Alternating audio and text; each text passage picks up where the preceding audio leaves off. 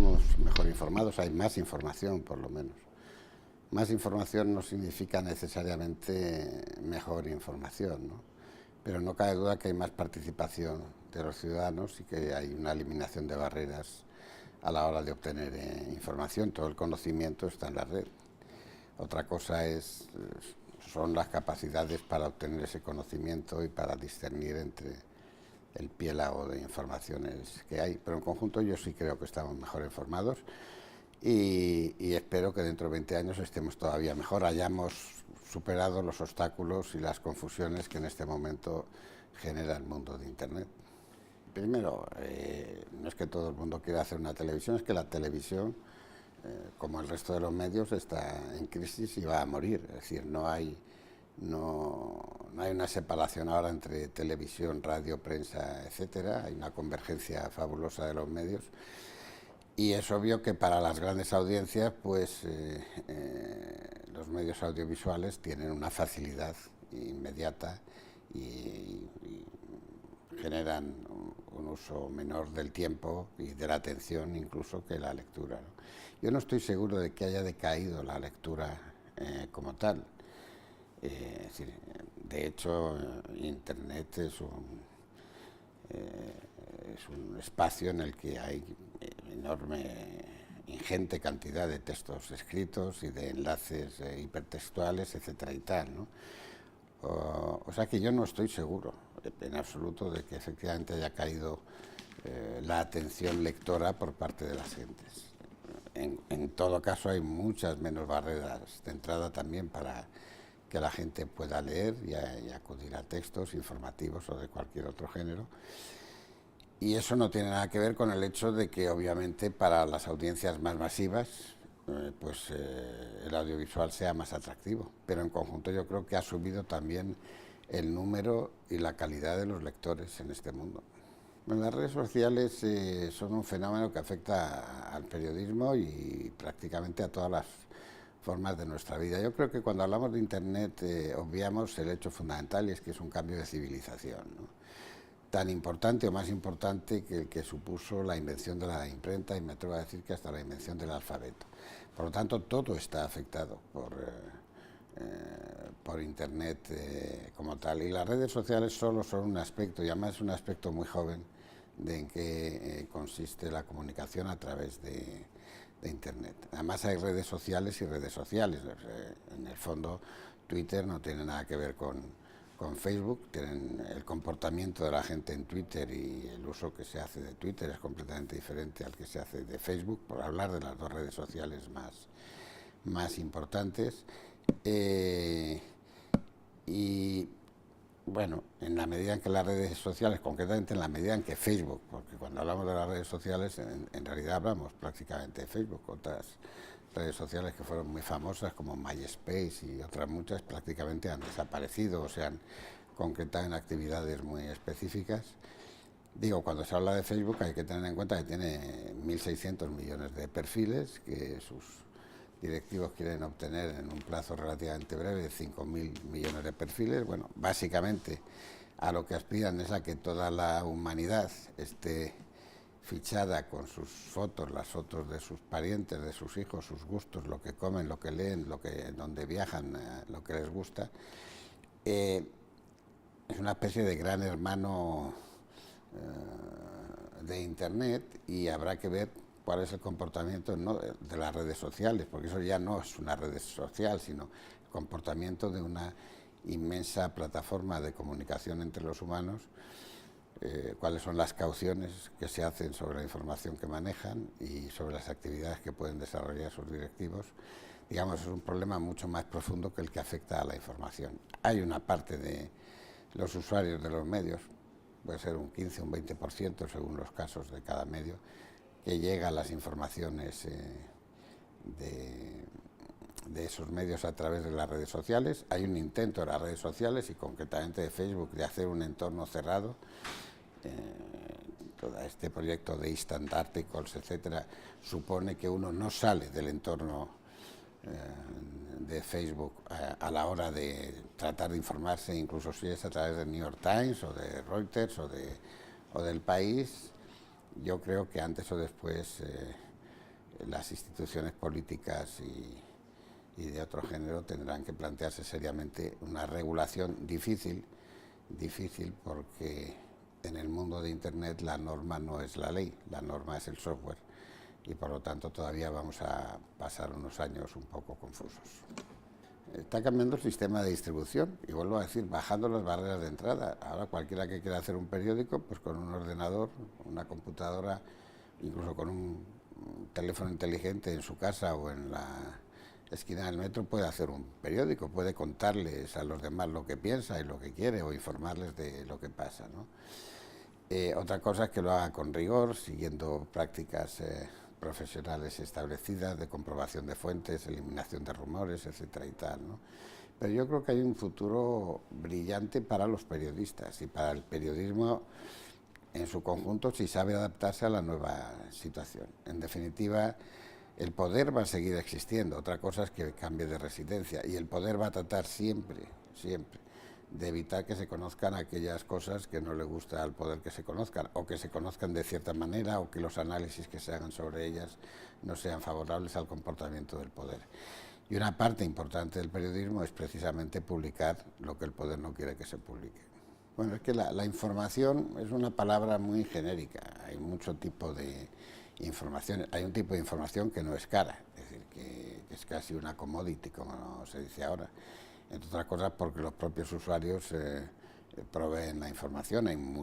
Casi todas las instituciones se dedican a proveer información sobre ellas mismas. Hay más periodistas trabajando en medios, sistemas de comunicación de instituciones, empresas, instituciones políticas, organismos, que trabajando en el periodismo profesional como tal, en todo el mundo, ¿no? Por lo tanto, no es tan cara la información, es cara la información del periodismo de investigación. Y digamos es cara la información de aquellos hechos que efectivamente necesitan una cobertura sobre el terreno en situaciones de riesgo difíciles, sean hechos de guerra o de espionaje o de cualquier otro tipo de estas características, ¿no? Entonces, uno de los peligros que hay es que efectivamente si no se encuentra el sistema de financiación en la red, los medios de comunicación tiendan a ser más o menos sponsorizados por ONG, en el mejor de los casos, también por empresas comerciales, pero por ONGs, por gobiernos, por potentados, por millonarios que quieren hacer filantropía. Estoy hablando de los casos de buena, entre comillas, sponsorización, que habrá otras simplemente con intereses comerciales o con intereses más bastardos, pues incluso con intereses criminales, ¿no? En ese sentido tenemos que buscar y tenemos que encontrar el sistema de supervivencia del periodismo profesional, del periodismo, por así decirlo, capitalista, del periodismo con empresas con ánimo de lucro, que saben que del rigor de la información, de la capacidad profesional de sus periodistas, depende precisamente el propio beneficio, y de la independencia de ellos, y la propia aceptación de los usuarios, ¿no? Es complicado, ¿no? Pero si uno piensa que periódicos tan fiables como The Economist o Financial Times responden a este módulo, y hay otros muy fiables como la BBC, Al Jazeera o The Guardian responden al otro módulo, al módulo de la filantropía o de las fundaciones.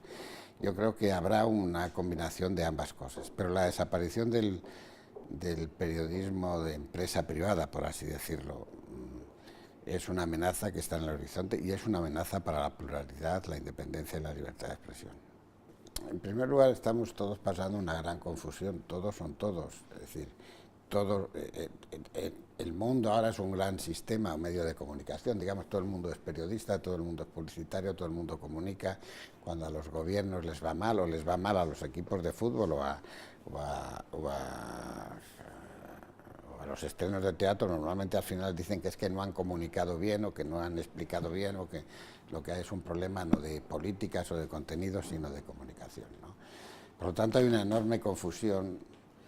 Yo siempre pregunto qué tienen que hacer los medios de comunicación en una sociedad que fundamentalmente está desintermediada, ¿no? Esto afecta a los medios de comunicación, pero afecta a todo lo demás, afecta a los sistemas comerciales, ha afectado de manera definitiva a la economía financiera. Estamos en una situación en donde las estructuras y las instituciones del pasado nos sirven para organizar sistémicamente la convivencia actual tal y como se está desarrollando, ¿no? A partir de ahí, el periodismo de investigación se confunde muchas veces con el periodismo de filtración, y que no es lo mismo, ¿no? Es decir, no quiere decirse que el periodismo de filtración no sea útil y que efectivamente no pueda ser acompañado a veces o sustituido por periodismo de investigación, pero digamos hay una imagen clásica para mí del periodismo de investigación, que es lo que pone de relieve la película que ha ganado el último Oscar, Spotlight, donde digamos, a partir de indicios muy pequeños y casi menores, un grupo pequeño de periodistas durante meses realiza una tarea tediosa y nada heroica de consultar archivos, revolver papeles, visitar bibliotecas, llamar a las puertas de la gente para que les den con ellas en las narices, y va descubriendo una historia que efectivamente el poder quería tapar, ¿no? Yo creo que eso va a seguir existiendo. No es tan caro porque no son periodistas extraordinariamente pagados, pero hay que tener mucha fe en esa tarea y mucha convicción por parte de los directivos de las organizaciones informativas que amparen este tipo de equipos de periodismo de investigación, que muchas veces desesperan a los editores y a los directores porque durante meses no producen réditos evidentes, ¿no?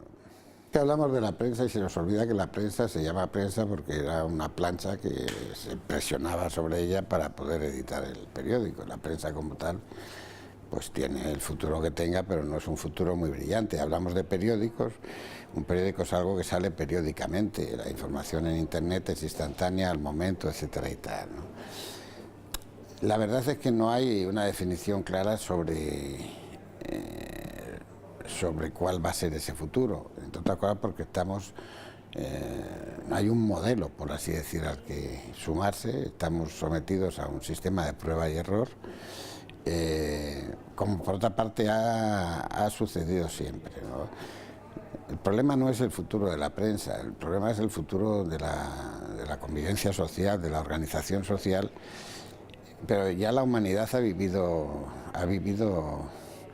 etapas similares o incluso más traumáticas. Es decir, la invención de la imprenta lo que produjo fue que se llevara a cabo la libre interpretación de la Biblia, que antes no se podía llevar a cabo porque la gente no tenía Biblias. La Biblia era lo que leía el cura en el monasterio, lo que decidía el copista, el monje copista, que realizaba los poquísimos ejemplares de la Biblia que existían. Cuando los ciudadanos pueden obtener Biblias, las pueden interpretar, entonces se generan las guerras de religión, pero también hay la extensión del comercio, etcétera y tal, ¿no?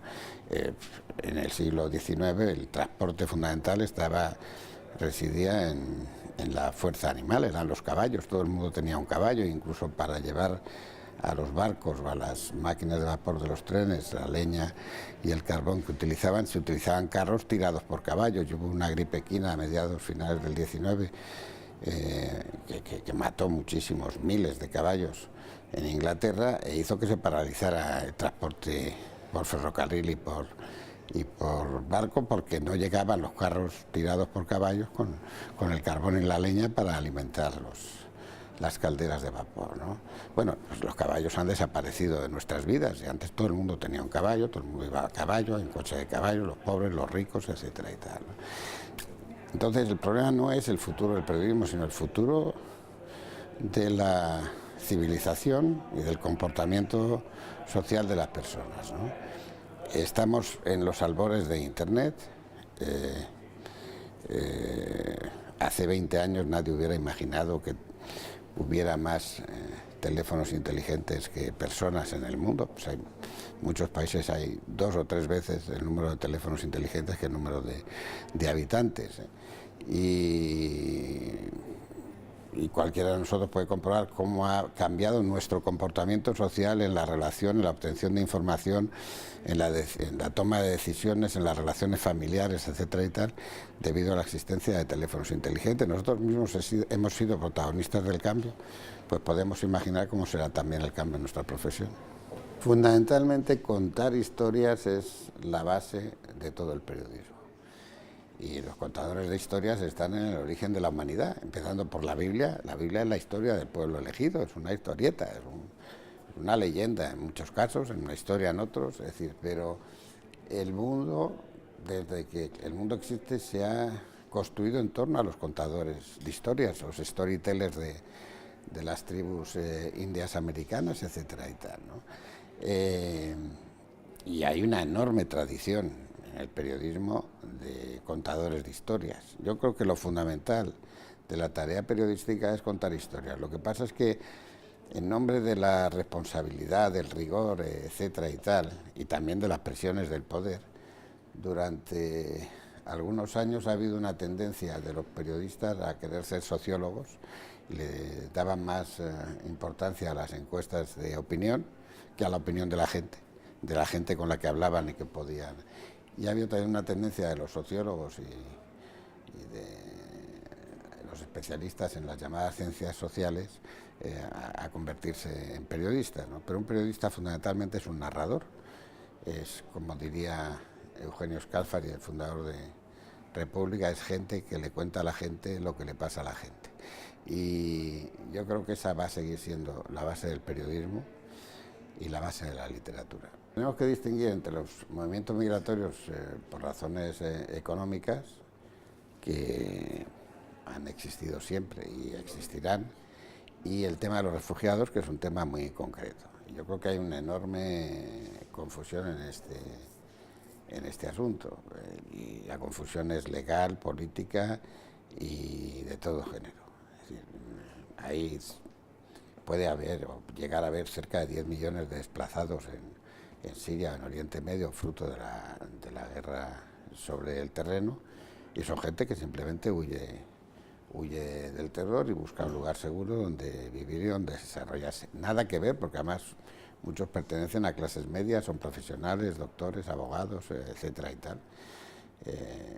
Los más pobres normalmente no tienen capacidad de huir y tienen que resistir sobre el terreno.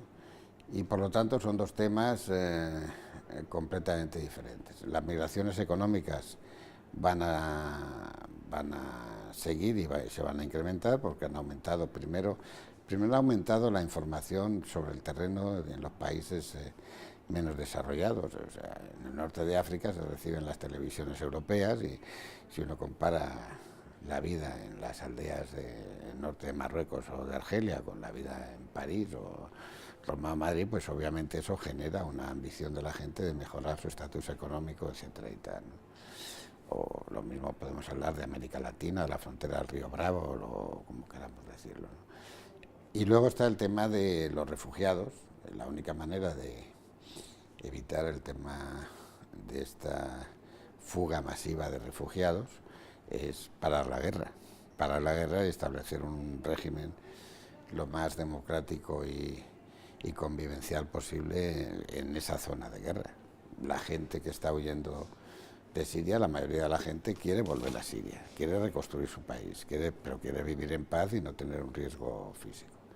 Y yo creo que es un fracaso enorme de las instituciones europeas, de la idea misma de Europa, la política que están siguiendo los líderes europeos, no porque no sepan que es necesario respetar los valores y que si Europa no se construye sobre sus valores, Europa desaparecerá y está en trance de desaparecer, sino porque están pendientes de las elecciones del mes que viene o de las 2 semanas que vienen. Entonces, en la llamada accountability por parte de los políticos o de los empresarios, en el caso de los mercados cotizados, tiene que tener unas reglas que aseguren que políticos y empresarios pueden trabajar para el medio y largo plazo en beneficio de las comunidades a las que sirven, y no simplemente en función de lo que va a suceder en las próximas elecciones o en la próxima rendición de cuentas ante una Junta General de Accionistas. Porque todo lo que están haciendo es inútil, porque además no se va a producir.